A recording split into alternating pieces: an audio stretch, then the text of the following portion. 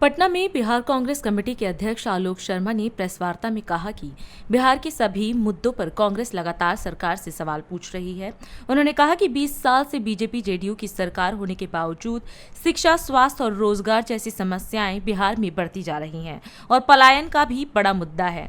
आलोक शर्मा ने बिहार चुनाव का प्रभारी बनाए जाने पर सवाल उठाते हुए कहा कि धर्मेंद्र प्रधान के अधीन आने वाली एनटीए द्वारा आयोजित नीट यूजीसी परीक्षाओं में धांधली हुई थी। उन्होंने कहा कि हजारों स्कूल बंद हैं और पेपर लीक की समस्या लगातार जारी है।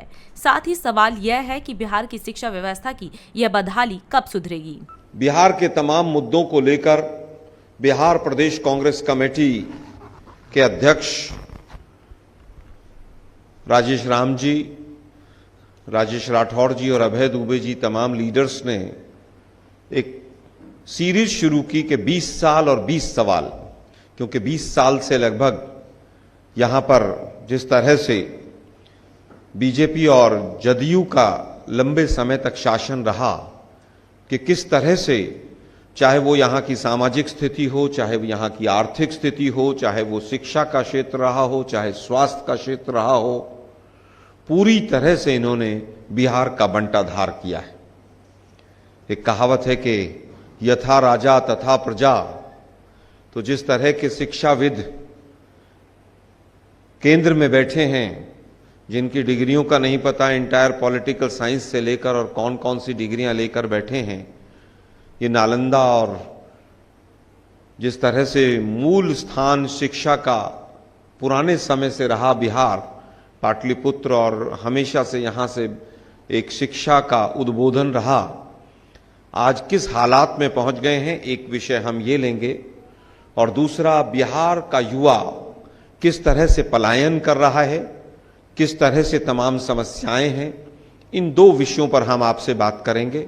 उसके बाद आपके सवालों को हम सादर आमंत्रित करेंगे। साथियों, सबसे पहले तो जो भारतीय जनता पार्टी है, उसने देश के शिक्षा मंत्री एचआरडी मिनिस्टर धर्मेंद्र प्रधान को बिहार के चुनाव के लिए यहां पर इंचार्ज लगाया है। कांग्रेस पार्टी तीखे सवालों के साथ उनका स्वागत करना चाहती है।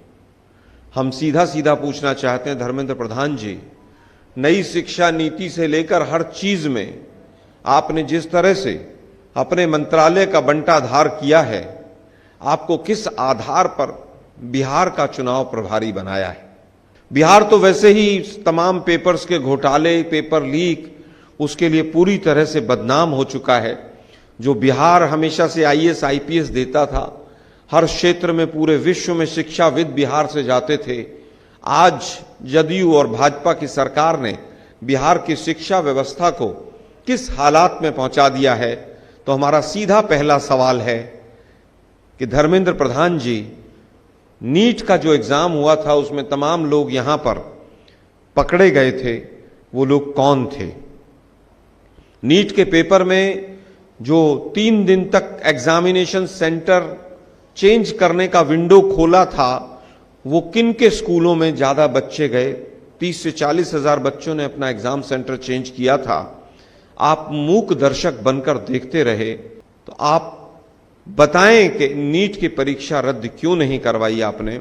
जब पटना का एक इकोनॉमिक ऑफेंसेस विंग का अधिकारी बहुत अच्छी जांच कर रहा था, तो आपने उस अधिकारी से वो जांच कमजोर करने के लिए क्या आपने कहा था या नीतीश जी ने कहा था? इसी से जुड़ा हुआ एक मुद्दा है कि शिक्षा की बदहाली से जुड़ा हुआ हजारों स्कूल तो बंद हुए ही। राजेश राठौड़ जी ने, अभय जी ने आपको तमाम आंकड़े दिए ही होंगे। लेकिन दुर्भाग्य यह है कि यहां पर पेपर लीक होना एक आम बात हो गई है। और तो और जो सेंट्रल एजेंसीज के पेपर्स हैं, उनके भी तार बिहार में जुड़े हुए अक्सर पाए जाते हैं। इसका क्या कारण है? क्या 20 साल में आप कानून व्यवस्था के साथ साथ आपने जो पेपर का मामला है उसको भी आप बचा नहीं पाए हैं क्या? दूसरों पर आप जंगल राज के आरोप लगाते हैं। आप पेपर जो बच्चों के हैं उनको बचा नहीं पाते हैं।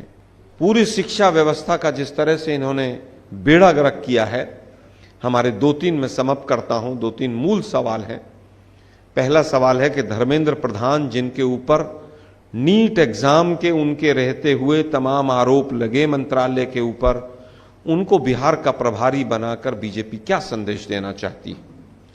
दूसरा सवाल कि आज तक इतने पेपर लीक हुए, उनमें कौन दोषी था, उन पर क्या क्या कार्रवाई हुई? तीसरा सवाल कि तमाम जो टेस्टिंग एजेंसीज हैं, यूपीएससी, एसएससी, इनसे सबसे ज्यादा अगर किसी का नुकसान होता है तो बिहार के युवाओं का होता है। बिहार से पलायन का मूल कारण ही यह है कि यहां पर उनको रोजगार नहीं मिल पाता है। ये हमारे मूल सवाल हैं। भारतीय जनता पार्टी इन सवालों का उत्तर दे।